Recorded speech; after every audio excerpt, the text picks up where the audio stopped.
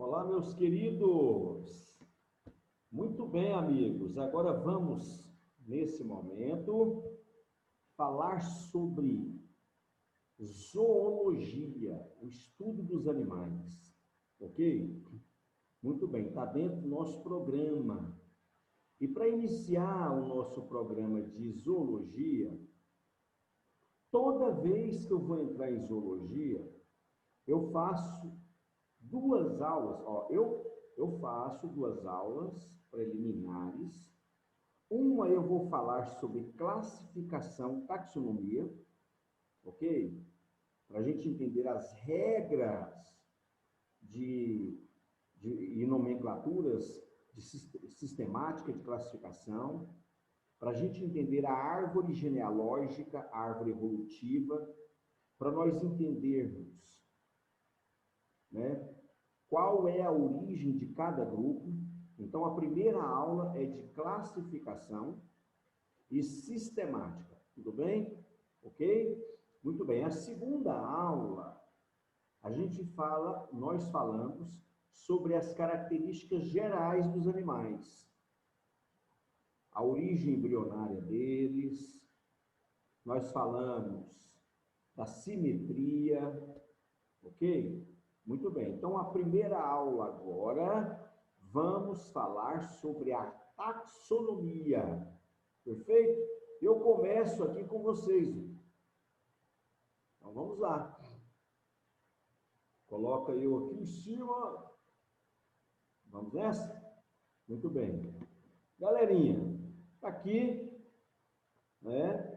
Para que você tenha uma pequena noção, eu vou ter muita calma nesse momento inicial, para que você possa absorver esse conteúdo com tranquilidade.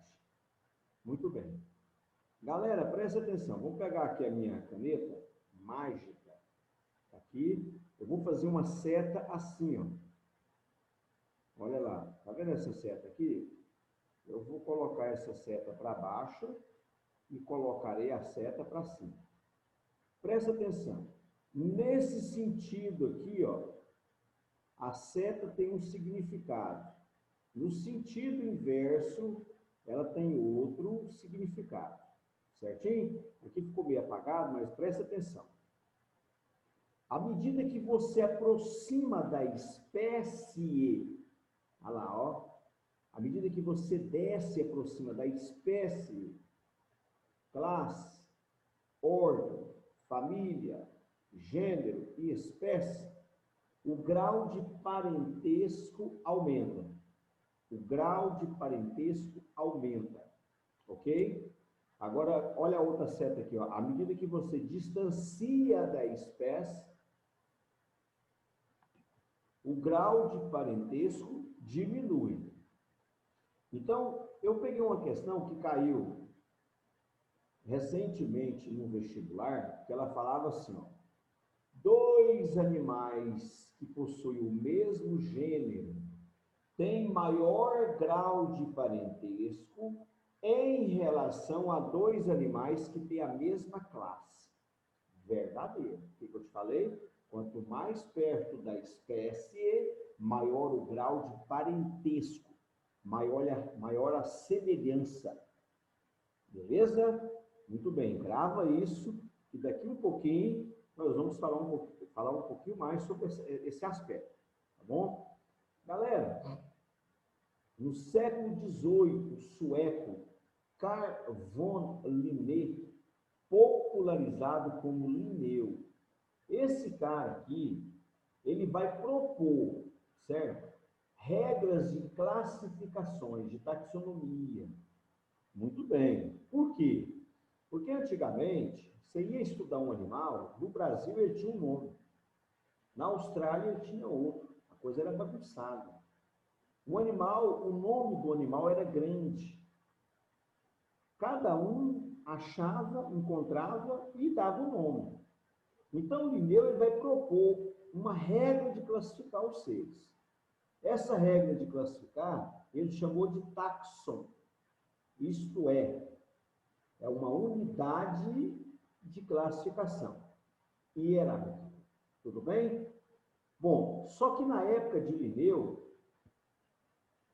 né, no século XVIII, presta bem atenção, 1700 e alguma coisa, era uma época que as classificações, elas eram rudimentares, se baseavam aqui, ó, nas características anatômicas, semelhanças anatômicas, semelhanças morfológicas, tá vendo? Então, nessa época aqui, você vai ver que os reinos vão evoluindo. Então, teve uma época que existia o reino vegetal e o animal. As bactérias eram classificadas como vegetais. Até hoje você fala flora intestinal. Flora são plantas. Por quê? Porque antigamente bactérias eram classificadas como plantas. Hoje nós chamamos de microbiota intestinal. Tá vendo? Muito bem. Então o Linneu, ele vai propor um sistema. Certo? Agora eu vou te colocar aqui a par das regras criadas por Linneu. E eu coloquei aqui, ó, todo ser vivo, com exceção dos vírus, ele está classificado aqui dentro de um reino. E nós conhecemos 5 reinos, dentro de uma classificação, a mais aceita. Ok? Aí é o reino animal, o reino vegetal, fungi, o reino proctista e o reino monético. 5 reinos. Beleza? Muito bem. Os vírus não enquadram aí. Bom, preste atenção. Então, essa classificação, olha aí, ó, Linneu, ele propôs uma classificação mais simples. A classificação de Linneu era reino, aí pulava aqui, ó, classe, aí, ó, ordem, aí pulava aqui, ó, gênero e espécie. Então, a classificação de Linneu contava apenas com 5 níveis: reino, classe, ordem, gênero e espécie. Ok? Só depois é que acrescentou o filo e família. Beleza? Aí ficou conhecido como o Ré, Fi, Có, Fá, Gê. Beleza? O Ré, Fi, Có, Fá, Gê. Bom, qual a importância de você decorar isso, gravar isso, Ré, Fi, Có, Fá, Gê? É porque muitos vestibulares te cobram qual é a sequência. Se você gravou Ré, Fi, Có, Fá, Gê, ó, Ré, rei, Fi, filo, Có, classe e ordem, Fá, família, Gê, gênero e espécie. Ok? Muito bem? Beleza pura. Aí o seguinte, hoje, as classificações modernas, elas aperfeiçoaram, né? Hoje nós fazemos o quê? Comparações bioquímicas, tá vendo? Semelhanças bioquímicas, semelhanças de DNA, o exame de DNA, semelhanças de proteínas, de aminoácidos, semelhanças embrionárias, comportamentais, fisiológicas, tá vendo? Então, hoje, nós temos uma série de elementos que nós usamos para poder dar uma classificação mais próxima da realidade. Ok? Muito bem. Então, meus queridos, eu vou dar um passo aqui à frente. Vamos lá, deixa eu apagar aqui, né? Olha lá, deixa eu apagar aqui. Então, vamos aqui comigo.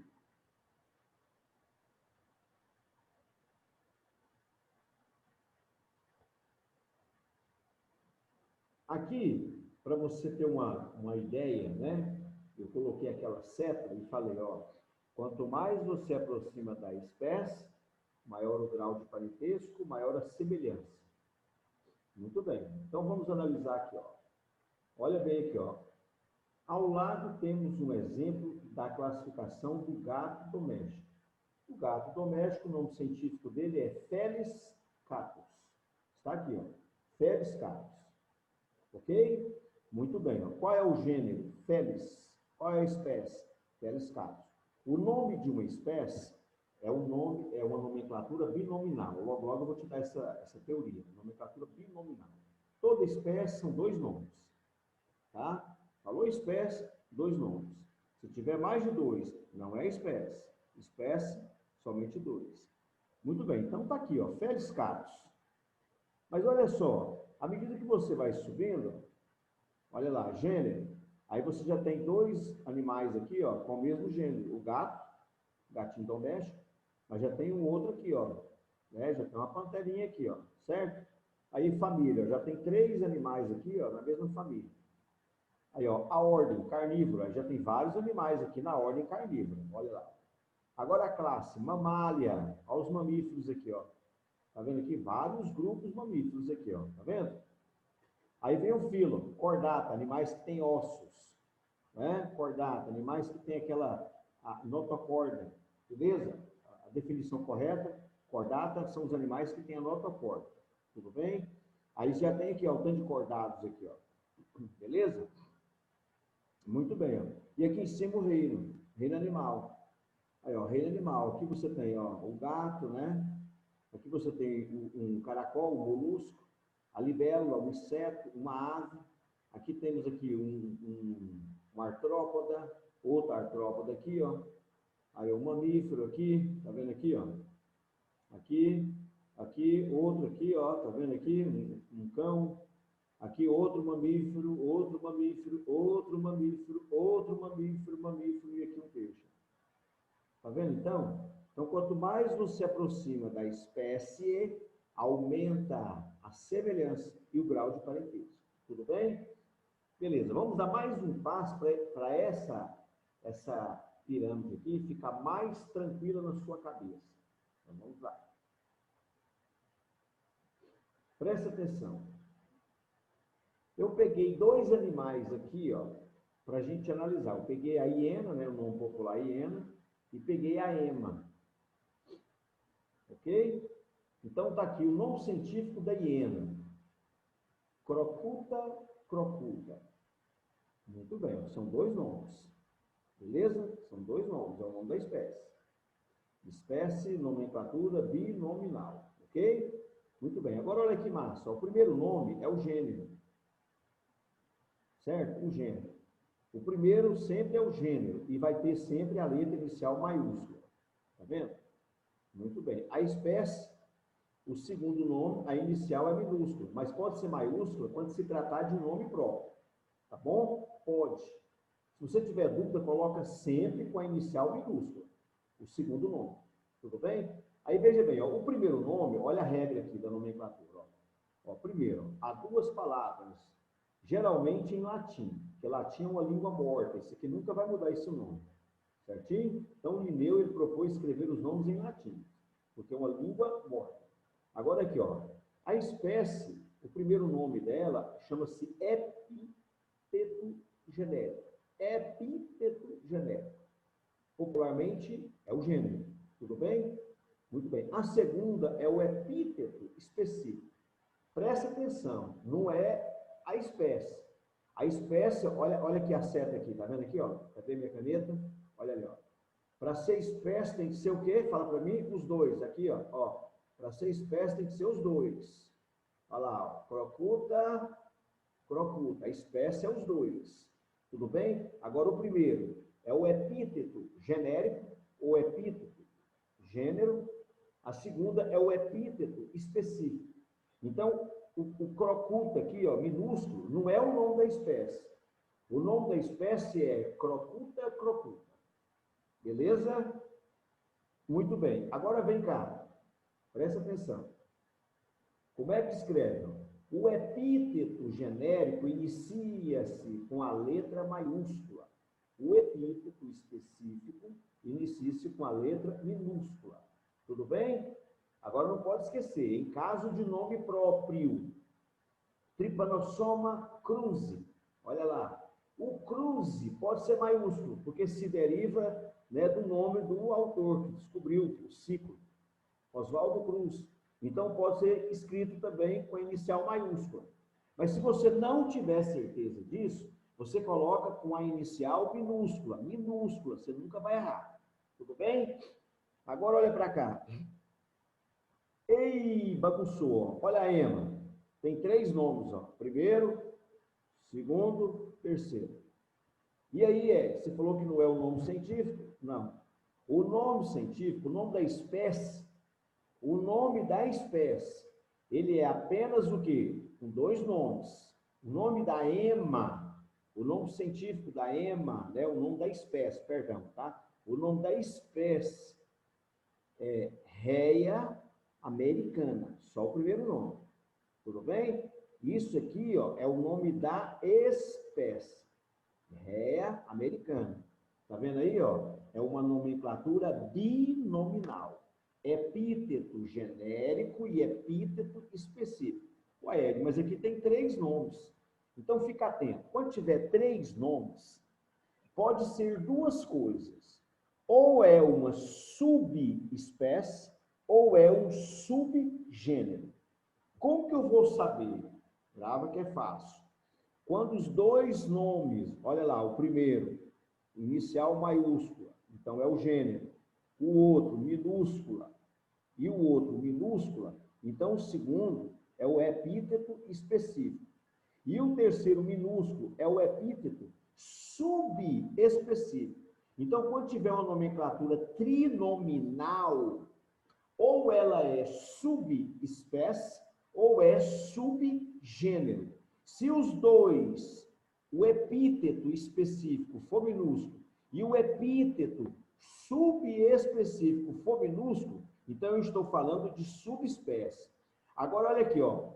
Quando o segundo nome tiver aqui, ó, entre parênteses, e ele for com a letra maiúscula, aí é subgênero. Beleza? Tranquilos? Pronto, vamos para frente. Deixa eu apagar aqui, né, para não ter dúvida. Vamos lá. Terceira regra. Quando você for escrever o nome tem que ser grifado. Tá vendo aqui, ó? Você tem que destacar o nome do texto. Como é que você destaca? Você grifa ele, porque não é um nome comum, ok? Então você pode grifar, sublinhar ele. Ou então escrever em itálico. Aí, olha, se eu estiver lendo um texto científico, e se ele estiver em itálico, eu já sei que é um nome científico de uma espécie. Tudo bem? Ok? Quarto, em certos casos, dentro da espécie, existem raças ou subespécies. Nesse caso, apresenta-se uma terceira palavra, né, ao binômio da espécie, com a inicial minúscula. Se for subespécie, mais um nome com a inicial minúscula. Se for subgênero, o segundo nome aqui, ó, a inicial é maiúscula e entre parêntese. Não pode esquecer, é o subgênero. Tudo bem? Ok. Bacana. Quinta regra. Em certos casos, utiliza-se a abreviação SPP após o nome, após o nome do gênero, para designar mais de uma espécie. Exemplos: Felis SPP. Significa que dentro do gênero Felis há mais de uma espécie. Aí, ó, Felis catus, Felis silvestris, Felis margarita e Felis concordia. Beleza? Muito bem, queridos. Bacana essa primeira parte aqui, né? As regras que nós grafamos. Muito bem. Mais um passo à frente. Olha lá. Mais um passo à frente. Queridos, aqui é o seguinte. Eu vou falar sobre um conceito muito interessante. Esse conceito você estuda em ecologia. E também aqui, nessa classificação, a gente também precisa falar, né? O conceito de espécie ainda é muito debatido no meio acadêmico. Porém, a definição mais aceita para o termo foi proposta em 1942, por Ernest Mayr. E foi modificada recentemente nos seguintes termos: são considerados da mesma espécie organismos capazes de se intercruzarem em ambientes naturais, produzindo indivíduos férteis. Muito bem. Olha bem, ó, intercruzar em ambiente natural e produzir descendentes férteis. Esse conceito de espécie, ele não é o melhor conceito, mas é o que nós mais utilizamos na atualidade. Tudo bem? Então, nesse caso aqui, ó, olha para você ver. Se você pegar um jumento, presta atenção, hein? Olha o nome científico do jumento, ó. Equus asinus. Aqui é a égua. Olha a égua aqui, ó, o nome científico dela aqui, ó. Equus cavalos. O que a égua, o cavalo e o jumento têm em comum? O mesmo gênero. Então, significa dizer que o grau de parentesco dos dois é altíssimo. É altíssimo. A quantidade de cromossomos dos dois é muito próxima. Olha que massa, hein? Muito bem. Então, é interessante, ó. Um jumento tem capacidade de cruzar com uma égua. Ou um cavalo com uma jumenta. Tudo bem? Ali, ó, note que o jumento e a égua são de diferentes espécies. No cruzamento destes animais, na maioria das vezes, nascem burros ou mulas, que são estéreis, na maioria das vezes. Pode ter exceção. Existem casos de mulas férteis, mas não é o normal. Portanto, esse fenômeno evidencia um isolamento reprodutivo entre o jumento e a égua. O que é um isolamento reprodutivo? É que normalmente os dois animais, eles não conseguem intercruzar, existe uma barreira, beleza? No caso do jumento e a égua, eles conseguem cruzar, mas o descendente é estéril. Nós chamamos isso de isolamento pós-zigótico, ok? Muito bem. Aí olha lá, ó, nesse cruzamento aqui, quando nasce, pode nascer um burro, que é o macho, ou uma mula, que é uma fêmea. Uma curiosidade, ó, esses dois animais são animais de tração, são fortes. Então, existem alguns lugares aí no mundo que o pessoal induz esse cruzamento para ter um animal mais forte. O animal mais forte é o híbrido. Ok? Beleza? Olha que curiosidade. Na genética, híbrido é sinônimo de heterozigoto. Aqui na evolução e aqui na classificação, ó, híbrido é um ser que é estéril, filho de pais de espécies diferentes. Tudo bem? Bacana? Vamos para frente, olha lá. Aqui eu vou te dar alguns exemplos que eu acho muito bacana para você fixar. Então vamos lá, fixando aí para mim, vai. Olha aí. Aqui o leão, olha o nome científico dele, ó, Panthera leo, leão macho.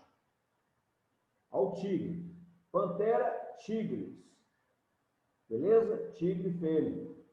Uma curiosidade, o que um leão e um tigre têm em comum? Olha lá, pantera, pantera, o mesmo gênero.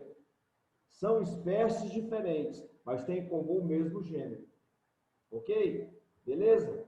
Espécies diferentes, mas existe um grau de semelhança. Certinho? Aí uma curiosidade, olha bem, ó, apesar de compartilharem muitas semelhanças, têm distribuições geográficas diferentes e não vivem no mesmo hábitat. Então, não tem como, no natural, um leão cruzar com uma tigresa. Não tem como.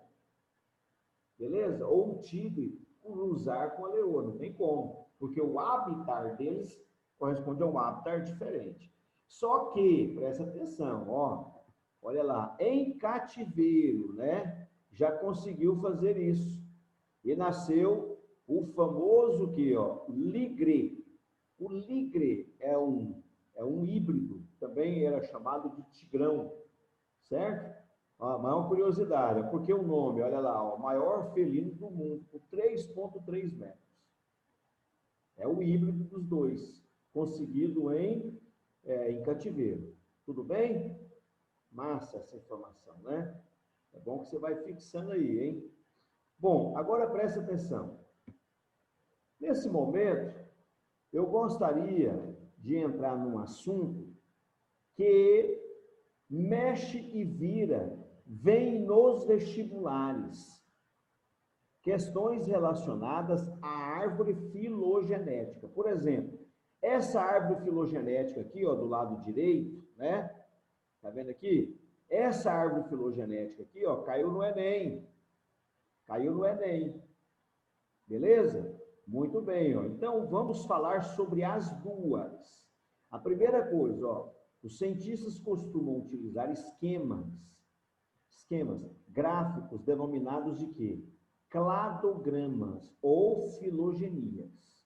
Então, isso aqui é um cladograma ou uma filogenia, ou ainda árvore filogenética, para representar o grau de parentesco evolutivo existente entre os organismos. Ok? Então, eu posso fazer a seguinte interpretação. Está vendo a espécie A, a espécie B, a espécie C e a D? Aqui são as espécies atuais. Atuais. Beleza? Aqui o ancestral de A e B, ó, é o E. Cadê o ancestral de C e D? O F. Agora, todos são ancestrais de G. Ok? Aí o significado aí para você ver. Este cladograma nos mostra que A, B, C e D são espécies atuais. Tudo bem? Sendo que a espécie E é ancestral comum à espécie o quê? A e B. Ó. E a espécie F é ancestral comum a C e D. Todas as espécies descendem da espécie ancestral G. Ficou claro? Tranquilos? Registrou aí? Então vamos para a outra árvore. Muito bem, presta atenção. Olha lá. Aqui, comparando essas duas árvores, é interessante o seguinte, você vai estar isso aqui lá na evolução. Aqui mostra que a evolução ela vai sendo lenta e gradual. Aqui você tem rupturas rápidas. Tá vendo? O ancestral G, de repente, ó, fez uma ruptura, que originou o grupo E e o grupo F. Tá vendo? O grupo E teve uma ruptura, que originou o A e o B. Viu aqui, ó? Muito bem, tá vendo? Ruptura. Então, tem seres que evoluem assim, ó, dando rupturas. E tem seres que evoluem assim, ó, de forma lenta e gradual. Certo? Muito bem. Agora, vamos interpretar aqui, ó, A, B, C e D, as espécies atuais. Tudo bem? E o que significa 1, 2 e 3? 1, 2 e 3. Olha o que significa, ó. Este cladograma nos mostra A, B, C e D, são as espécies atuais, que tem um ancestral comum, olha lá, ó, que tem um ancestral comum. Muito bem, agora olha lá, os algarismos 1, 2 e 3 são novidades evolutivas. Aí presta atenção, novidades evolutivas. Poderia ser uma característica. Poderia ser uma característica. Tá vendo? Muito bem, ó, novidades evolutivas. Aí, gente, grava bem aqui, ó. Vamos voltar aqui, ó. Tá vendo? 1 é uma novidade. O que significa dizer, ó? A espécie A tem a característica 1? Não. Agora veja aqui, ó. A espécie B, C e D tem a característica 1? Tem. Todo mundo que está acima tem a característica. Que está abaixo, não. Agora dá uma olhada, característica 2. 2.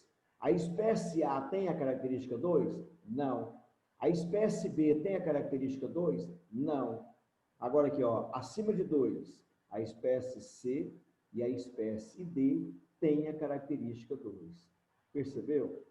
Então, nas plantas, olha aqui, ó, aqui poderia ser o vaso condutor. Aqui, ó, briófito, pteridófito, gimnospermas e angiospermas. Então, aqui poderia ser vaso condutor de seiva.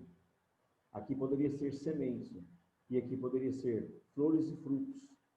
Só para você entender, tá bom? Agora eu vou voltar ali, ó. Tá vendo ali?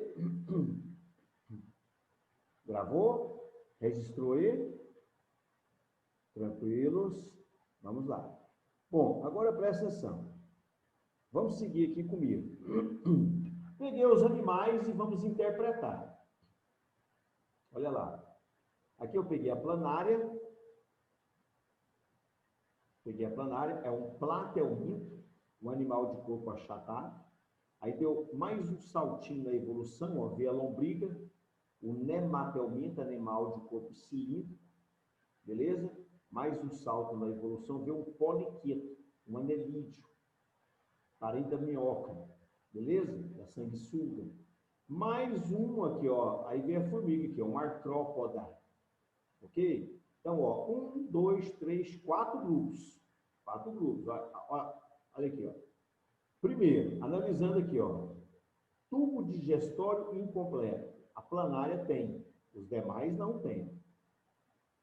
Ó, tubo digestório completo, todos os demais é completo. Cadeia nervosa ganglionar ventral. Quem tem? Só a partir do poliqueto.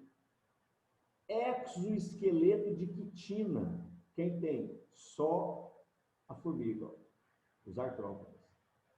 Tá vendo? Então, eu posso comparar os animais e nessa comparação anatômica, bioquímica, certo? Eu posso ter a evolução deles, a árvore evolutiva deles. Ok? Beleza pura? Muito bem. Vamos dar mais um passo para ficar bem firme aqui agora. Aí o seguinte, ó. Uma árvore evolutiva, ela pode ser montada analisando, né, vários elementos. Aí eu peguei uma árvore evolutiva aqui, analisando a proteína, uma proteína especial nossa. Eu estou analisando o citocromo C, é uma proteína encontrada praticamente em todos os seres vivos. Citocromo C, tudo bem? Olha lá, no entanto, a sequência de aminoácidos dessa proteína pode variar, de espécie para espécie. Aquelas com citocromos que compartilham sequências de aminoácidos mais parecidas têm maior grau de parentesco evolutivo. Então, quanto maior a semelhança, maior, olha aí, ó, quanto maior a semelhança dos aminoácidos, maior o grau de parentesco. Aí eu coloquei aqui, ó, humano, macaco, lobo, ave, rã e a lampreia. Número de aminoácidos diferentes. O homem, humano aqui, 0, o macaco, 8, o lobo, 32, a ave, 45, a rã, 67, a lampreia, 125. Então, ó, número de aminoácidos diferentes. Tá vendo? Então, aquele que tem o menor número de diferentes é o macaco. Então, ele é o que mais aproxima do homem. Tá vendo ali? Está mais próximo de nós. Viu ele? Analisando o quê? A proteína e os aminoácidos. É uma análise bioquímica. Eu posso construir a árvore evolutiva do indivíduo. Beleza? Muito bem. Mais um passo.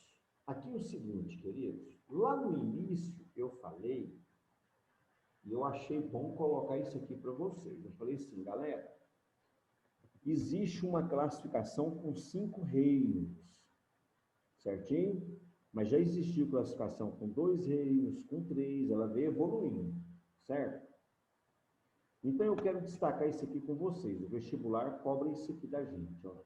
As novas tendências na classificação dos seres vivos, ok? Ó, no ensino médio, o sistema de classificação mais utilizado é aquele proposto em 69 por Robert Whittaker, em 69, hein? Dividiu os seres vivos em 5 reinos: monera, protista, proctista, fungi, animalia e plante. Tudo bem? Não está na ordem. Muito bom. Agora presta atenção. Nessa concepção, bactérias e cianobactérias estão reunidas dentro do reino monera. Tá bom? Bactéria e cianobactéria está aqui, ó. Ok? Que abrange todos os seres unicelulares e procariontes. Muito bem. Ó, porém, recentemente foram descobertos micro-organismos denominados de arqueobactérias. Uma curiosidade, o prefixo arqueo quer dizer primitivo, antigo. Então, a primeira ideia que se dava é que essas meninas aqui, elas eram mais primitivas, por isso o nome, né? Só que não é verdade. Elas não são mais primitivas, elas são mais atuais, são mais recentes do que as bactérias. Então, as arqueobactérias estão mais próximas de nós, dos outros reinos, beleza? Então, por que o prefixo arqueo? Porque o comportamento delas é que é primitivo. Elas vivem em condições primitivas.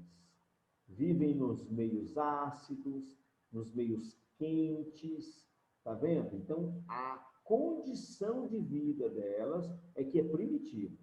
Tudo bem? Aí olha o que acontece. Recentemente, né, os cientistas começaram a perceber o seguinte, que as arqueobactérias, ó, que embora elas sejam procariontes, tá vendo aqui? Apresentam alto grau de semelhança genética e bioquímica com os organismos eucariontes. Então, vejam, as arqueobactérias estão mais próximas de nós do que as bactérias, mas elas são procariontes. Então, a classificação de Windtaker coloca as arqueobactérias dentro do reino Monera. Então, o reino Monera, na classificação do Windtaker, é composto de quê? Bactérias, cianobactérias e arqueobactérias. Tudo bem? Agora, a classificação moderna, ela modifica isso aqui, ó. Ela cria um termo acima do reino, chamado de domínio. Olha lá, ó. Então, taxon, domínio, significa um super-reino. De acordo com essa proposta, os seres vivos estariam enquadrados em 3 domínios. Não seria 5 reinos, seriam 3 domínios. Olha lá, quais são eles? Ó? Bactéria, árquea e eucária. Olha bem, domínio bactéria, domínio árquea e domínio eucária. Então, o domínio bactéria, quem estaria aqui? Somente o quê? Olha lá, abrangeria o reino eubactéria. Então, quem estaria aqui no domínio bactéria? Estaria aqui só as bactérias e as cianobactérias. Tudo bem? Agora vem cá, ó. E o domínio arquea? Aqui só entraria aqui, ó, só as arqueobactérias, o reino árquea, só as arqueobactérias. E o domínio eucária abrangeria aqui, ó, o reino protista, certo? Os protoquitistas, os fungos, animal e planta, são os eucariontes. Tudo bem? Então, essa classificação eu estou te dando porque os vestibulares cobram as duas. As duas. Fiquem atentos. Se falou em domínio, são só 3. Quais são os 3 domínios? Domínio bactéria, árquea e eucária. Tudo bem? Domínio bactéria, bactéria e cianobactéria. Domínio árquea, as arqueobactérias. E domínio eucária, os eucariontes. Reino proquitista, reino fungi, reino plante e reino animal. Beleza? Amém? Muito bom, queridos. Agora eu vou finalizar aqui com vocês. Tá vendo aqui, ó? Presta muita atenção como é que ficaria os domínios. Olha lá. As novas tendências na classificação dos seres vivos. Tá vendo aqui, ó? Olha lá, bactéria. Bactéria é o reino bactéria. Tá vendo aqui? Aqui estão bactérias e cianobactérias. Aqui mais evoluído, ó, árquea, reino árquea. Aqui estão as arqueobactérias. Tudo bem? Agora aqui, ó, o domínio eucária. Aqui eu tenho o reino protista, plante, fungi e animalia. Aí muita atenção, hein? Muita atenção. Por quê? Porque aqui agora, olha lá, aqui agora você vai ver que tem uma pequena diferença na classificação, ó. Por que a planta ficou mais próxima aqui do proquitista, Ed? Na verdade, por causa das algas, certinho? As algas, todas as algas foram colocadas no reino proquitista. Tudo bem? Todas as algas foram colocadas no reino proquitista. As algas uni e as algas multi ou pluricelulares. E foram as algas unicelulares, chamadas de clorofícias, que deram origem às plantas. Por isso as plantas estão aqui, ó, mais próximas. Fechou? Beleza? Muito bem, queridos. Galera, presta atenção. Essa classificação, ó, nova tendência. Nova tendência. Se você pegar a tendência antiga, certinho? Aí você vai ver aqui, ó, bactéria, reino monera, reino proquitista, reino fungi, reino plante e reino animal. Ok? Beleza? Muito bem, amigos. Bons estudos para vocês, tá bom? Fica o beijo aí do Ed, né? E eu vou deixar vocês aí metendo bronca nessa parada aí, estudando, bota quente e qualquer dúvida